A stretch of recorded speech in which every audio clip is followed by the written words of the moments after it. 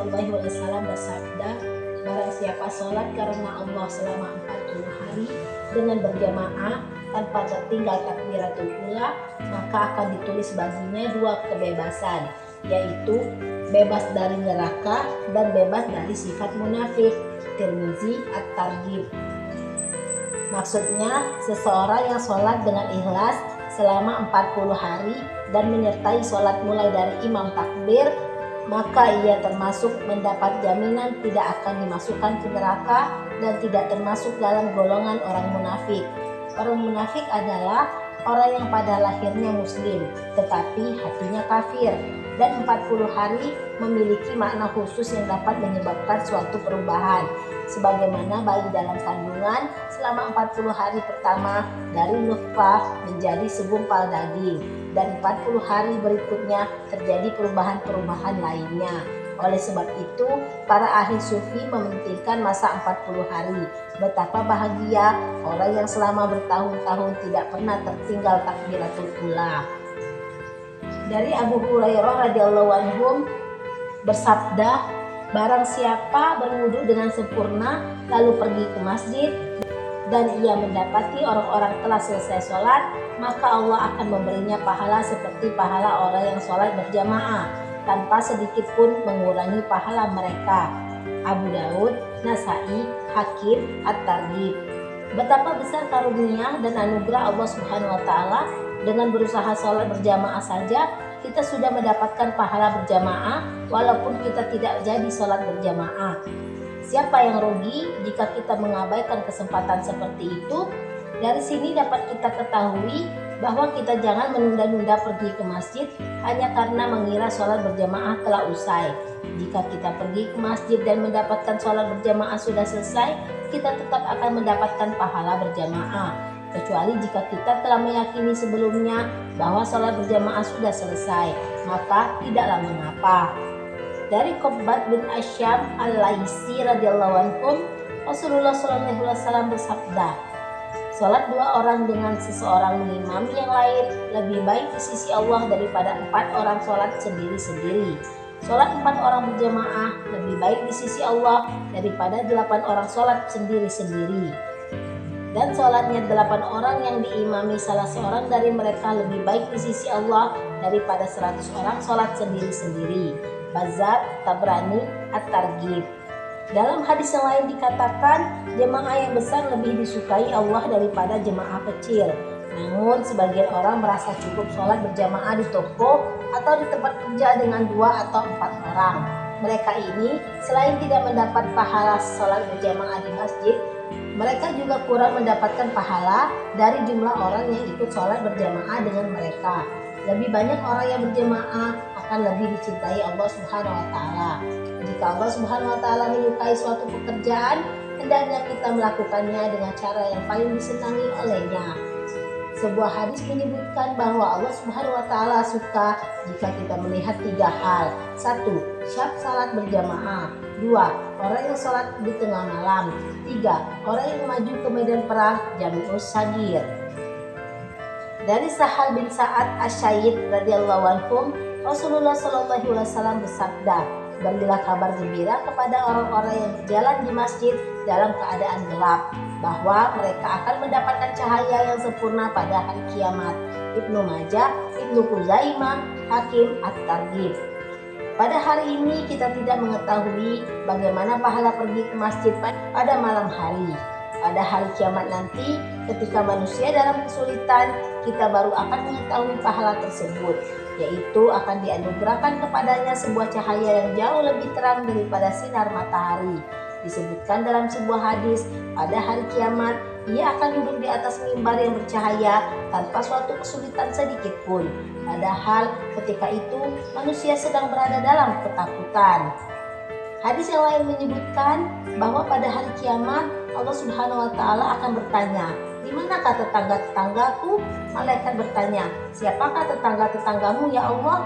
Allah Subhanahu wa taala berfirman, "Tetangga-tetanggaku ialah orang-orang yang senantiasa memakmurkan masjid-masjid." Hadis lain meriwayatkan bahwa tempat yang paling dicintai Allah Subhanahu wa taala adalah masjid, dan tempat yang paling dibenci oleh Allah Subhanahu wa taala adalah pasar. Hadis ini menyebutkan bahwa masjid ibarat taman-taman surga. Abu Sa'id radhiyallahu anhu meriwayatkan dari Rasulullah SAW, apabila ada seorang yang selalu pulang pergi ke masjid, maka saksikanlah olehmu bahwa ia adalah seorang mukmin. Jami'us Sagir. Dalam sebuah hadis diriwayatkan, barang siapa yang berwudu pada saat kesulitan, lalu pergi ke masjid untuk sholat berjamaah dan duduk setelah sholat menunggu sholat berikutnya, maka dosa-dosanya akan diampuni. Hadis lain menyebutkan, semakin jauh rumah seseorang dari masjid, maka semakin banyak pula pahala yang akan diperolehnya. Karena setiap langkahnya di masjid akan dihitung sebagai pahala. Oleh sebab itu, diriwayatkan bahwa jika para sahabat pergi ke masjid, mereka memperpendek langkah-langkah mereka. Hadis lain menyebutkan bahwa ada 3 hal yang jika kita mengetahui pahalanya, maka kita akan berebut untuk mendapatkannya. 1. Azan. 2. Pergi ke masjid ketika matahari panas terik. 3. Sholat di saf pertama. Jami'us Sagir. Sebuah hadis menyebutkan bahwa pada hari kiamat, ketika manusia dalam keadaan kacau dan cemas dan matahari sangat dekat dengan manusia, ada 7 golongan manusia yang akan mendapat perlindungan di bawah arsy Allah. Salah satunya adalah seseorang yang hatinya selalu terpaut dengan masjid. Maksudnya, ketika ia memiliki keperluan sehingga ia keluar dari masjid, hatinya selalu ingin segera kembali ke masjid. Dan hadis yang lain menyebutkan bahwa barang siapa akrab dengan masjid, Allah Subhanahu wa Ta'ala akan akrab dengannya. Jami'us Sagir. Setiap syariat agama yang diturunkan Allah Subhanahu wa Ta'ala banyak berisi keberkahan dan kebaikan serta pahala yang tidak terkira. Di balik syariat tersebut terdapat maslahat atau kebaikan yang disembunyikan oleh Allah Subhanahu wa Ta'ala. Sangat sulit untuk mengetahuinya. Hanya Allah Subhanahu wa Ta'ala yang mengetahui rahasianya. Maslahat itu akan dikaruniakan Allah Subhanahu wa Ta'ala sesuai dengan kemampuan setiap manusia. Semakin tinggi kemampuan seseorang, semakin banyak ia mengetahui maslahat apa yang telah Allah Subhanahu wa Ta'ala berikan kepada kita di balik hukum tersebut. Dan alim ulama telah menulis tentang rahasia-rahasia yang terkandung dalam sholat berjamaah. Dalam Hujjatullah Al-Balighah, Syekh Waliullah rahmatullahi alaihi menulis, agar kita dapat terhindar dari kebinasaan karena adat istiadat yang buruk, maka tidak ada cara yang lebih baik kecuali kita menjadikan ibadah sebagai kebiasaan di tengah masyarakat, sehingga dapat diamalkan oleh seluruh lapisan masyarakat, baik yang pandai ataupun yang bodoh, baik penduduk kota ataupun penduduk desa, semua akan berlomba-lomba dalam beramal. Dan jika ibadah telah menjadi kebiasaan umum di masyarakat, maka sangat mustahil ia dapat dipisahkan dari keperluan hidup kita. Jika hal itu tercapai, niscaya akan menguatkan ibadah kita, sehingga kebiasaan yang pada mulanya menarik ke arah keburukan akan menarik ke arah kebaikan. Tidak ada amal apapun yang lebih diperhatikan dan lebih kuat dalilnya daripada sholat. Sebab itu, kita wajib memulainya dan mengajak orang lain agar menjadikan sholat sebagai kebiasaan. Hendaknya kita sepakat mengadakan suatu pertemuan untuk mengusahakan agar sholat menjadi suatu kebiasaan.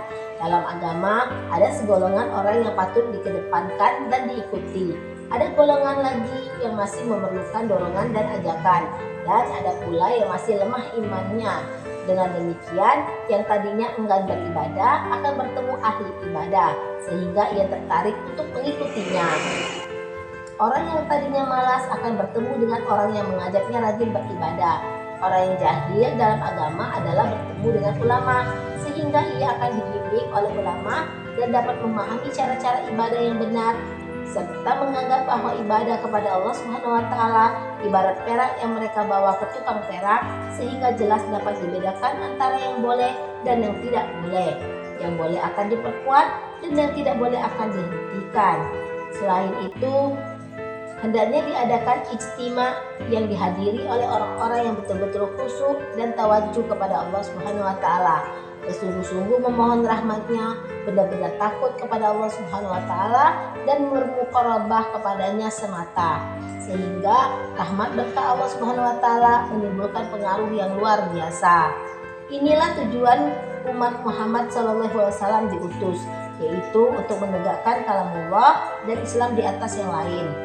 Tujuan ini tidak akan tercapai selama kita tidak mempedulikan cara-cara tersebut, yaitu mengumpulkan kaum muslimin, orang umum, orang penting, orang kampung, dan orang kota untuk menunaikan syiar Islam yang terbesar dan ibadah yang tertinggi, yaitu sholat.